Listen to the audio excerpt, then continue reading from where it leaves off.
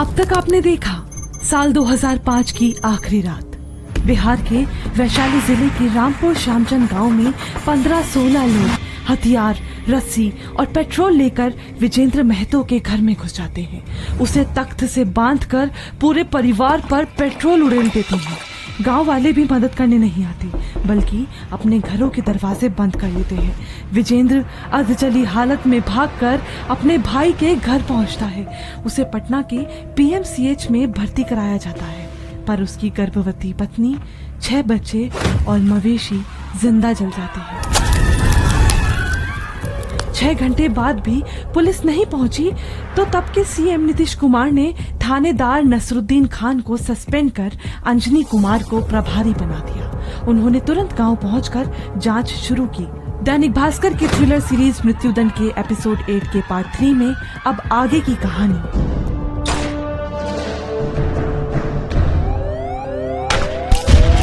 13 अप्रैल 2006 को राघोपुर पुलिस ने Hajipur session court में चार्जशीट दाखिल की, जिसमें कुल 16 आरोपियों में से सिर्फ 6 की गिरफ्तारी हो पाई थी।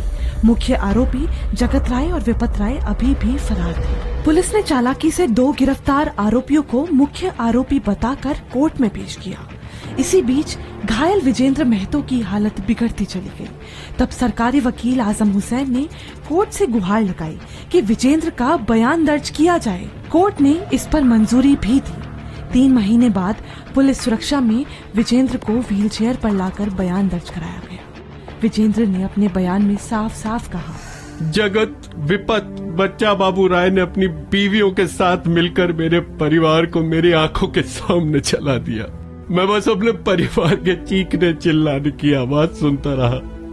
मैं कुछ नहीं कर सका साहब, इन्हें छोड़ना मत। एडवोकेट आजम हुसैन ने बताया, हमारा कहना था कि मोस्ट हीनियस ऑफेंस है। एक साथ 4 आदमी की हत्या हो, 5 की हत्या हो तो रेयरेस्ट ऑफ रेयर तो माना ही जाएगा। तो विजेंद्र महतो को जलाने में ऐसे ही हुआ था, उसका भी जला हुआ था शरीर। जो गवाह के दिन, जिस दिन गवाही उसकी हमने कराया, उस दिन भी उसको स्मेल आ रहा था। कुछ दिनों बाद विजेंद्र की मौत हो गई। कोर्ट ने आईओ अंजनी कुमार और उस वक्त के डीआईजी गुप्तेश्वर पांडे को फटकार लगाते हुए कहा, राज्य में इतना बड़ा नरसंहार हो गया और पुलिस 4 महीने बाद भी मुख्य आरोपी तक नहीं पहुंच पाई है। तुरंत सभी को गिरफ्तार किया जाए। पुलिस ने दोनों के घर की कुर्की जब्ती का नोटिस चिपका दिया। जब मौला देवी और कृष्णा देवी गिरफ्तार हो गई, तब 15 दिसंबर 2006 को घटना के 1 साल बाद दिल्ली से जगत राय और विपत राय को गिरफ्तार किया गया। मुकदमे की पैरवी सरकारी वकील आजम हुसैन ने की, जबकि बचाव पक्ष में वीरेंद्र नारायण सिंह थे। 3 साल तक फास्ट ट्रैक कोर्ट में मामला चला। आजम हुसैन ने कोर्ट में दलील दी। 2005 की आखिरी रात एक गर्भवती महिला, 6 मासूम बच्चे और कुल 8 लोगों को बंद करके जिंदा जला दिया गया। यह अपराध भैंस चोरी के झूठे मामले को लेकर जातिगत नफरत का नतीजा था। भैंस चोरी के आरोप में दर्ज मुकदमे को खत्म करने के लिए जाति के नाम पर एक निचली जाति के परिवार को राख कर दिया गया। नीलम जो बचने की कोशिश कर रही थी, उसे पकड़ा गया और जिंदा आग में फेंक दिया गया। ये नृशंसता न केवल राज्य बल्कि पूरे देश के लिए शर्मनाक घटना है। ये रेयरेस्ट ऑफ रेयर अपराध है। इसके लिए मौत की सजा ही सही है। बचाव पक्ष के एडवोकेट वीरेंद्र नारायण सिंह ने कहा, भैंस बेचने के मामले में लड़ाई वजीर राय से हुई थी, लेकिन इस पूरे अपराध में वजीर राय का नाम तक नहीं है। मेरे मुवक्किल को झूठे केस में फंसाया जा रहा है। सुनते ही पीड़ित परिवार की तरफ से एडवोकेट आजम हुसैन बोलने के लिए खड़े हो गए। हुजूर, फॉरेंसिक रिपोर्ट में साफ था कि पेट्रोल और माचिस से आग लगाई गई थी।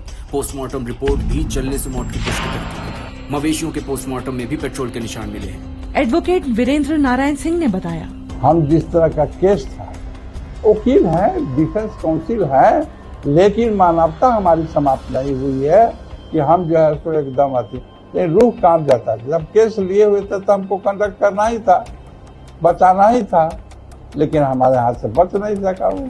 17 सितंबर 2009 को हाजीपुर सेशन कोर्ट के एडिशनल जज उपेंद्र भूषण की आंखों में आक्रोश भी था और दर्द भी। उन्होंने अपना फैसला पढ़ते हुए कहा, जगत राय, विपत राय और बच्चा बाबू राय ने जो किया वो इंसान नहीं शैतान ही कर सकता है। इन्होंने निहत्थे मासूम सोते हुए लोगों को जिंदा जला दिया। जज की आवाज तब और भी भारी हो गई जब उन्होंने उस पल को याद किया। जब दरवाजे को बाहर से बंद कर दिया गया, जब घर के चारों ओर पेट्रोल छिड़क दिया गया, क्या तब भी इनके जहन में एक बार भी ये ख्याल नहीं आया कि उस कमरे में गर्भवती महिला थी जिसके गर्भ में 4 महीने का बच्चा पल रहा था? उसके साथ 5 और बच्चे थे और एक 12 साल की बच्ची जो जिंदगी के लिए भाग रही थी। उसे खींचकर आग की लपेट में धकेल दिया गया। भैंस चोरी जैसे एक मामूली आरोप का बदला लेने के लिए 8 इंसानों को जिंदा जलाना ये न्याय नहीं, ये नरसंहार था। पोस्टमार्टम में मां को बच्चों को बचाने की कोशिश करते पाया गया।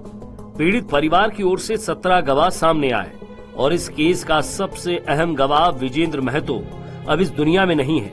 सब ने एक ही बात दोहराई है, इन तीनों को तब तक फांसी पर लटकाया जाए जब तक उनकी सांसें चलना बंद ना हो जाए।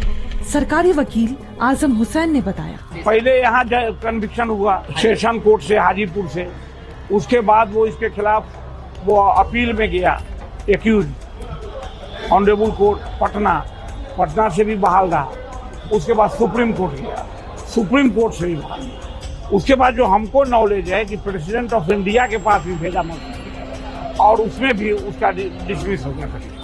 हाजीपुर सेशन कोर्ट ने तीनों दोषियों के लिए डेथ वारंट जारी किया, लेकिन इसमें जगह और समय का उल्लेख न होने के कारण इसे दिल्ली हाई कोर्ट में चुनौती दी गई। हाई कोर्ट ने तकनीकी खामियों के आधार पर फांसी पर रोक लगा दी।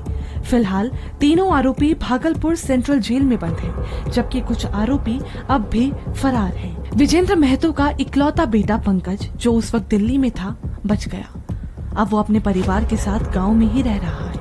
अगले एपिसोड में जानेंगे एक और केस जिसमें सुनाया गया मृत्युदंड, सिर्फ दैनिक भास्कर ऐप।